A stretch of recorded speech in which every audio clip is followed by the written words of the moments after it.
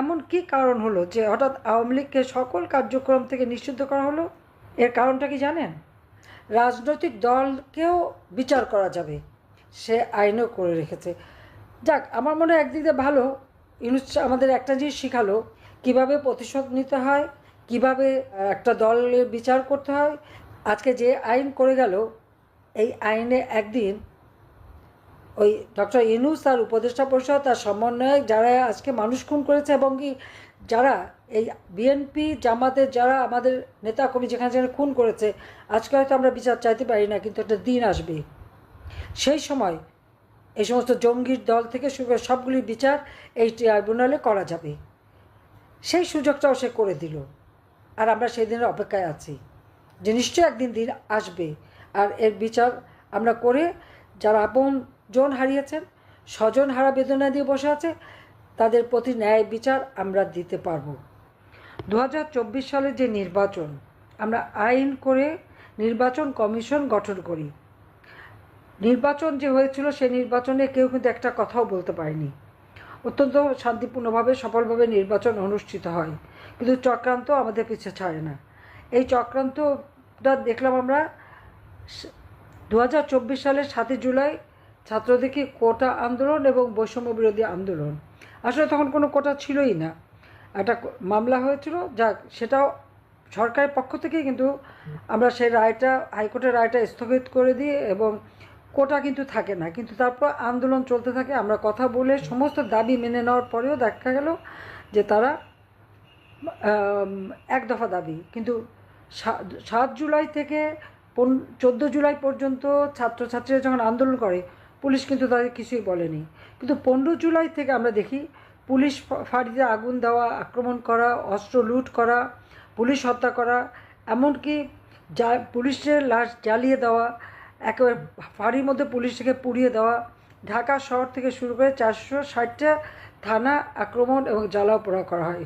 Metro রেলে আগুন দেওয়া হয়, সেই সাথে ব্যাংক, হাসপাতাল, সেতু, সড়ক, সেতু ভবন, সড়ক ভবন, বিটিভি ভবন এবং দুর্যোগ ও ত্রাণ মন্ত্রণালয় ভবন, বিআরটিসি ভবন, আওয়ামী লীগ নেতা কর্মীদের উপর আক্রমণ, আওয়ামী লীগের সমস্ত অফিস, পার্টি অফিস, দলীয় অফিস, মুক্তিযুদ্ধ কমপ্লেক্স সারা বাংলাদেশে জ্বালাও পোড়াও শুরু করে দেয়। এই একটা অবস্থার মধ্যে যখন 6 জন মারা গেল, আমরা কিন্তু সাথে সাথে জুডিশিয়াল এনকোয়ারি কমিটি করে দিলাম, এবং সেই এনকোয়ারি কমিটি কাজও শুরু করলো। কিন্তু এই যে হত্যাকাণ্ডটা, এটাই কিন্তু অব্যাহত থাকলো, এবং এই হত্যাকাণ্ডটা এমনভাবে ঘটছে যে সেখানে যে বুলেটটা ব্যবহার করা হলো 7.62 বুলেট, এই বুলেট তো আমাদের পুলিশ ব্যবহার করে না, তাই বুলেটটা কোত্থেকে আসলো? স্নাইপার রাইফেল দিয়ে যে গুলি করা হচ্ছে, এই গুলিগুলি কে করলো, কাদের হাতে অস্ত্র? এটা এনকোয়ারি করার জন্য যখন আমরা দিলাম, এর মধ্যেই 5ই আগস্ট আপনারা জানেন যে সেই সময় বঙ্গবন্ধু স্মৃতি জাদুঘর পোড়ানো হলো, সংসদ ভবন, গণভবন, সুধা সদন, রেহানার বাসা, সবগুলি লুটপাট, অগ্নিসংযোগ, মানে এমনভাবে সেরা এই ধরনের ধ্বংসাত্মক কার্য শুরু করা হলো। তার উপর তো অত্যাচার নির্যাতন ছিলই। ওই অবস্থায় আমাকে আমি সরে যেতে হলো আমাকে, এবং দেখা গেল যে আরও বেশি অত্যাচার নির্যাতন শুরু হলো। আওয়ামী লীগের নেতা কর্মীরা কারো একটা ঘরবাড়ি নাই, না হলে প্রায় 70-80 হাজার মানুষের বিরুদ্ধে মামলা, আর এজাহারভুক্ত আসামি তো আছেই, আবার অজ্ঞাতনামা, সব মিলে প্রায় 4-5 লাখ তো হবেই। আর যেভাবে আমাদের অফিস আদালত যা কিছু পুড়িয়েছে, তাও প্রায় 1 কোটি স্থাপনা সারা বাংলাদেশে পোড়ানো জ্বালানো হয়েছে। একের পর এক মানে সম্পদ ধ্বংস, ইন্ডাস্ট্রিগুলি বন্ধ, অনেক ইন্ডাস্ট্রিতে আগুন দেওয়া হয়েছে এবং ইন্ডাস্ট্রি বন্ধ হয়ে গেছে। শ্রমিকরা প্রায় লাখখানেক শ্রমিক কিন্তু বেকার হয়ে গেছে, মানুষের আয় কমে গেছে, মানুষের হাতে। আর সবচেয়ে জিনিস যেটা আমাদের কাছে অবাক লাগে, যে প্রকাশ্য দিবালোকে চাপাতি, চাইনিজ কুড়াল, লাঠি, সোটা, আগ্নেয়াস্ত্র সব নিয়ে আক্রমণ করা, নিয়ে তারা ছাত্র সমন্বয়ক, তাদের সব শক্তি, এদের সাথে ছাত্র এবং তাদের সাথে আর কারা আছে সেটাই বড় কথা। এবং এই যে হত্যাকাণ্ডগুলি ঘটিয়েছে বা যেভাবে আক্রমণ করেছে, কিন্তু মামলা দিয়েছে কার বিরুদ্ধে? সব আওয়ামী লীগের বিরুদ্ধে। ওই 15 জুলাই থেকে যত হত্যাকাণ্ড, অগ্নিসজ্জা, জ্বালাও পোড়াও, ঘটনাগুলি ঘটেছে, যারা ঘটিয়েছে তাদের দায় মুক্তি দেওয়া হলো, তাদের ইন্ডেমনিটি দেওয়া হলো। এদের বিরুদ্ধে কোনো মামলা করা যাবে না, এদের কোনো শাস্তি দেওয়া যাবে না, কোনো ব্যবস্থা নেওয়া যাবে না। কেন? এটা তোমার প্রশ্ন, যে এত বড় অপরাধ যারা করবে তাদের দিল দায় মুক্তি, আর এই ঘটনার সমস্ত দায় দায়িত্ব আওয়ামী লীগ নেতা কর্মীদের উপরে মিথ্যা মামলা দিয়ে হয়রানি। সকলের বিরুদ্ধে কি? খুনের মামলা। প্রথম যুগে তো খালি খুনের মামলাই দিয়ে গেল, খুন এবং বিস্ফোরক মামলা। আর অজ্ঞাতনামার এই সুযোগ ধরে চাঁদাবাজি এমন হারে, আর কারো বাড়িতে ঘর বাড়ি সব কিছু জ্বালিয়ে পুড়ে ছাড়খাড় করা। যেখানে আইন শৃঙ্খলা রক্ষাকারী সংস্থা আছে, সেনাবাহিনী আছে, তাদের সামনেই এই চাপাতি নিয়ে ঘুরে বেড়াচ্ছে। উচ্চ আদালত প্রধান বিচারপতি থেকে শুরু করে একবারে মানবাধিকার কমিশন, পাবলিক সার্ভিস কমিশন, নির্বাচন কমিশন, সব কিছু কিন্তু এই অস্ত্র আর লাঠির জোরে তাদেরকে পদত্যাগ করানো। আর স্কুল, কলেজ, ইউনিভার্সিটি ছাত্রছাত্রীরা তাদের শিক্ষকদের অপমান করা এবং তাদেরকে জোর করে পদত্যাগ করানো, এইরকম একটা অরাজকতা তারা সৃষ্টি করলো। এটা শুধু এই ইউনূস ক্ষমতা দখল, আর এই ক্ষমতা দখলের পর থেকে এই সমস্ত অপকর্মগুলি চলছে। গত 10 তারিখে আমরা কী দেখলাম? আওয়ামী লীগের সকল কর্মকাণ্ড নিষিদ্ধ করা হলো। কেন? যত হত্যার দোষ আমাদের উপরে, অথচ হত্যাকাণ্ডের শিকার কিন্তু আওয়ামী লীগের নেতাকর্মী বেশি।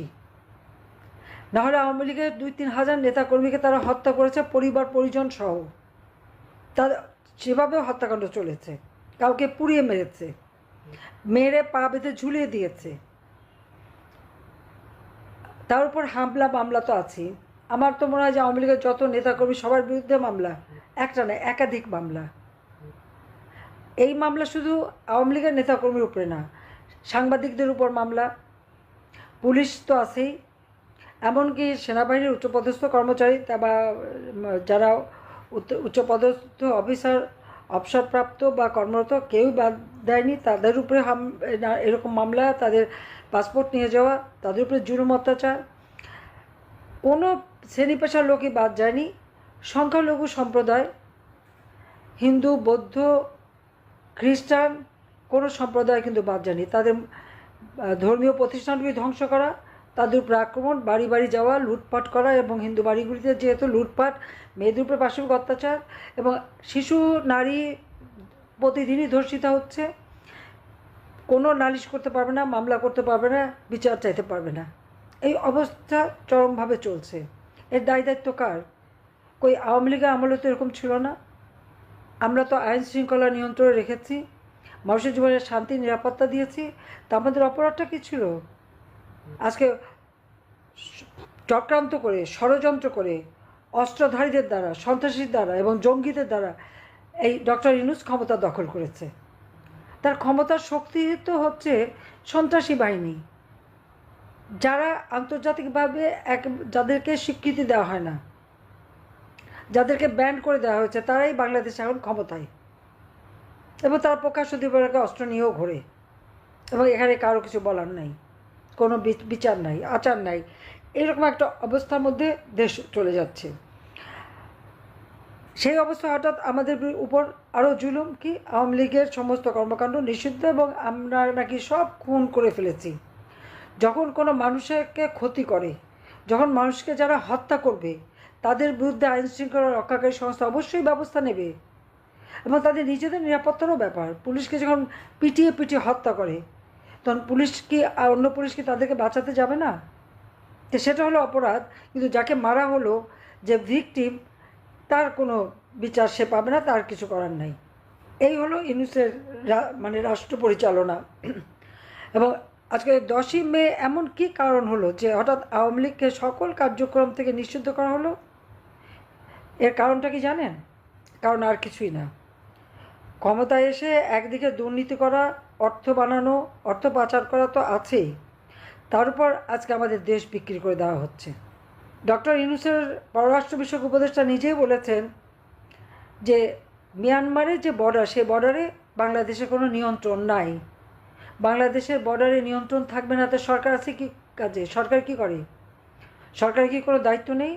কই আওয়ামী লীগ যখন ক্ষমতায় ছিল তখন তো এই অবস্থা ছিল না? আমি থাকতে তো প্রত্যেকটা বর্ডারের নিয়ন্ত্রণ নিশ্চিত করা ছিল, বাংলাদেশের স্বাধীনতা সার্বভৌমত্ব সম্পূর্ণভাবে সুরক্ষিত ছিল। তা আজকে নাই কেন? তার জবাব ডক্টর ইউনূসকে দিতে হবে। আসল কথা হলো, সে তো দেশ বিক্রি করবার মুচলেখা দিয়ে ক্ষমতায় এসেছে। এই জন্যই তো মিয়ানমারের বর্ডার এখন অরক্ষিত। দেশের স্বাধীনতা সার্বভৌমত্ব প্রশ্নের সম্মুখীন, কারণ তার ক্ষমতা দখলটা হচ্ছে যে সন্ত্রাসী এদের হাতে, তাদের নিয়ে। আজকে মিয়ানমারের যারা বিদ্রোহী, সেই বিদ্রোহীদেরকে যদি জান্তা সরকার, মিয়ানমারের যে সরকার আছে, তারা যদি এই বিদ্রোহীদের উপরে আক্রমণ চালায়, এদেরকে যে আমাদের বর্ডারে জায়গা দিচ্ছে, তার পরিণতি কী হতে পারে সেটা একবার চিন্তা করেন। মিয়ানমার সরকার যদি এর উপরে আক্রমণ করে, যদি এয়ার অ্যাটাক করে বা মর্টার শেল মারে, সেগুলি কোথায় এসে পড়বে? শুধু কি তাদের উপরে পড়বে? সেটা তো বাংলাদেশের মাটিতেও পড়বে। ইউনূসকে ঠেকাতে পারবে? কীভাবে ঠেকাবে সেটা আমার প্রশ্ন। অর্থাৎ বাংলাদেশের মানুষকে বা দেশটাকেই সে মনে হয় যেন তার একটা রণক্ষেত্র বানিয়ে রেখেছে। যত শক্তি প্রয়োগ করছে সাধারণ মানুষের উপর আর আওয়ামী লীগ নেতাকর্মীর উপর। আর এখানে দেশের স্বাধীনতা সার্বভৌমত্ব রক্ষার কোনো চেষ্টাই তার নাই। দেশটাকে বিক্রি করে দিয়ে আজকে দেশের মানুষের জীবন মান সব অনিশ্চয়তার দিকে ঠেলে দিচ্ছে। আমরা দেখেছি যে একদিন বিএনপি লুটপাট করেছে, দখল করেছে, আগুন দিয়েছে। এখন আবার তাদের সাথে জুটেছে এনসিপি, তারাও এখন দখল লুটপাট শুরু করে দিয়েছে। আর 15 জুলাই থেকে যারা এই হত্যাকাণ্ড ঘটেছে সব দায় মুক্তি দিয়ে তাদেরকে লালন পালন করছে। তার মানে সাধারণত একটা রাষ্ট্রে মানুষের জীবনে শান্তি নিরাপত্তা দিতে হলে দুষ্টের দমন শিষ্টের পালন করতে হয়। আর ইউনূস সরকারের নিয়ম হচ্ছে দুষ্টদেরকে তার আওতা রাখা, ছায়াতলে রাখা, তাদেরকে মদত দেওয়া, আর যারা নিরীহ সাধারণ মানুষ তাদের উপরেই জুলুম অত্যাচার করা, এটাই করে যাচ্ছে। এই যত ধ্বংসযজ্ঞ আজকে হলো, এর সাথে যারা জড়িত তাদের কেন বিচার হবে না, সেটাই আমার প্রশ্ন।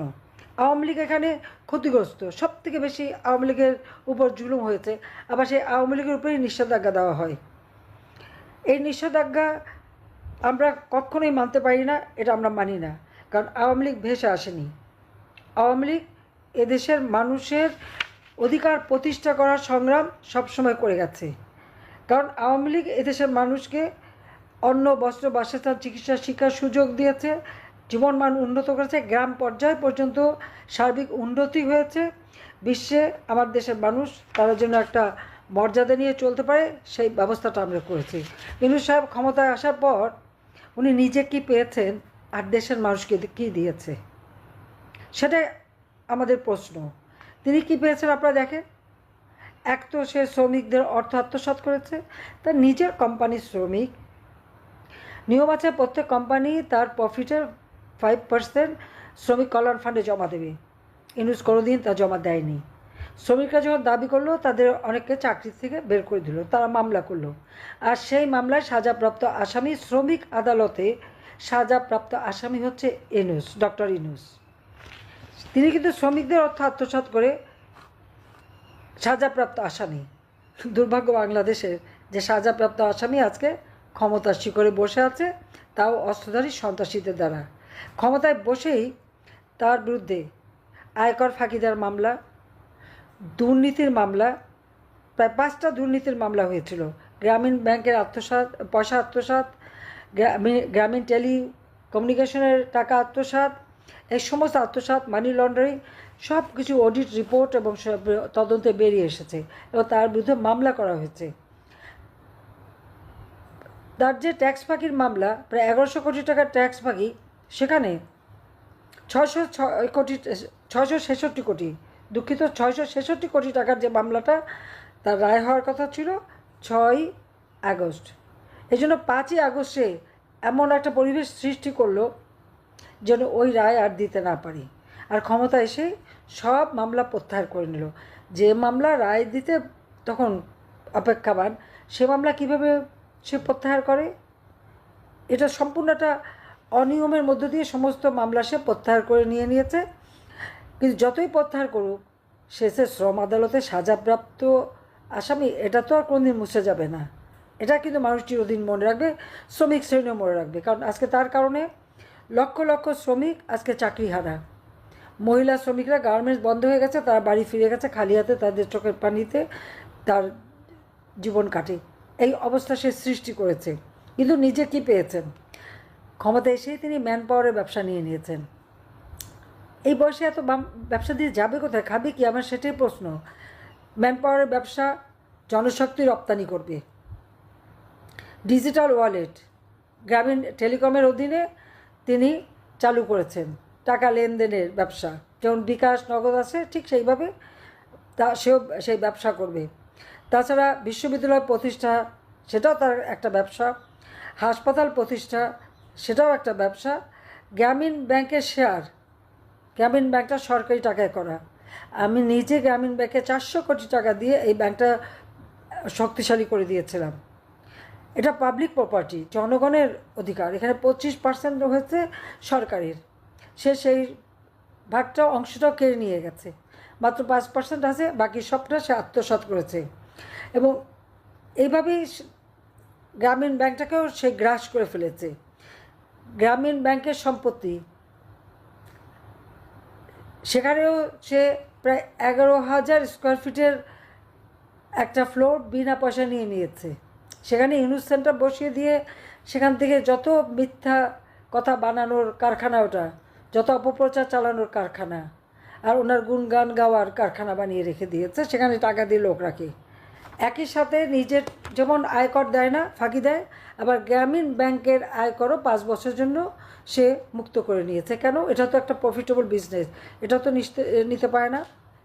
ইউনুস আসলে এই যে ছাত্র শিক্ষক এদেরকে নিয়ে, যাদেরকে বিশেষ করে তার যে ভাড়াটে বাহিনী আছে, অস্ত্রধারী সন্ত্রাসী জঙ্গি সমন্বয়ক এবং সমস্ত জঙ্গি সংগঠন, তাদেরকে নিয়ে তার যে আন্দোলন, এই আন্দোলনটা হচ্ছে দৃষ্টি ফেরানোর জন্য। কারণ সে তো দেশটা বিক্রি করে দিচ্ছে, দেশটা বিক্রি করে দেবে, সেই জন্যই সে আওয়ামী লীগ নিষিদ্ধ করার আন্দোলন করাচ্ছে। যেখানে আন্দোলন চললে পরে আমাদের যখন ছাত্র শিক্ষক ওলামা মাশায়েখ, সুফিবাদী যারা আন্দোলন করেছে, মাদ্রাসার শিক্ষক শ্রমিক যে যখন আন্দোলন করেছে, তাদের উপর দমন পীড়ন, সাউন্ড গ্রেনেড, গুলি, লাঠিচার্জ এগুলি করেছে। ছোট্ট শিশু কোলে শিক্ষয়িত্রী মাকে গরম পানি মারা হলো। আর এদিকে ডক্টর ইউনূসের ফরমাইশি আন্দোলনে রাস্তায় যারা অংশগ্রহণ করলো, তাদের গরম যাতে না লাগে, তাদের জন্য রোদে কষ্ট না হয়, সেই জন্য ঠান্ডা পানির ঝর্ণা দিয়ে তাদের গরম তাড়ানো হলো। আল্লাহটা কত বেশি আপনারা একবার ভেবে দেখেন তো, যে তাদের আরামের ব্যবস্থা করা হলো। কারণ তারা আওয়ামী লীগ নিষিদ্ধ করার আন্দোলন করছে, এটা তো ইউনূসেরই তৈরি করা এবং তার ফরমাইশি আন্দোলন এটা। এবং সেই আন্দোলনকে সামনে রেখে সে আওয়ামী লীগের বিরুদ্ধে ব্যবস্থা নিল। একটা কথা তার ভুলে গেলে চলবে না, আওয়ামী লীগ জনগণের ভোটে নির্বাচিত সরকার গঠন করেছে। আমরা এখনও জনগণের ভোটে নির্বাচিত। এবং আওয়ামী লীগ প্রতিষ্ঠা হয়েছে 1948 সালে। এই 48 সাল থেকে এ পর্যন্ত আওয়ামী লীগ জনস্বার্থে কাজ করেছে। আজকে বাংলাদেশের যত অর্জন শুধুমাত্র তা আওয়ামী লীগই দিয়েছে। আওয়ামী লীগ এখানে নিজেদের স্বার্থে কাজ করেনি, জনগণের স্বার্থে, জনগণের কল্যাণে আমরা কাজ করেছি। প্রকল্পগুলি একে একে সব বন্ধ। টাকাগুলি গেল কোথায়? 7,97,000 কোটি টাকার বাজেট আমি দিয়ে আসলাম 30শে জুলাই। 1 জুলাই থেকে সেই বাজেট কার্যকর। তো এই টাকাগুলি কী করলো সেটাও তো আমার প্রশ্ন। সবই লুটি খাওয়া। এবং আপনারা দেখেন তার ওই উপদেষ্টা সমন্বয়ক রাতারাতি সব কেমন শত শত কোটি টাকার মালিক হয়ে গেল। কোত্থেকে আসলো এত সম্পদ? আজকে আমরা এটি বলবো যে দেশে তো আইনের শাসন বলে কিছু নাই। যুদ্ধ অপরাধীদের বিচারের জন্য জাতীয় সংসদে যে আইন পাশ হয়েছিল 1973 সালে, সেই ট্রাইব্যুনাল ছিল যুদ্ধ অপরাধীদের বিচারের জন্য। আজকে সেই ট্রাইব্যুনাল সংশোধন করেছে কেন? আওয়ামী লীগের বিচার করবে, আমাদের বিচার করবে। আমাদের সব মামলা, যত মিথ্যা খুনের মামলা, সেগুলি সাজিয়ে গুছিয়ে এই সাজাতে সময়ই লাগলো তাদের। এখন সেগুলি দিয়ে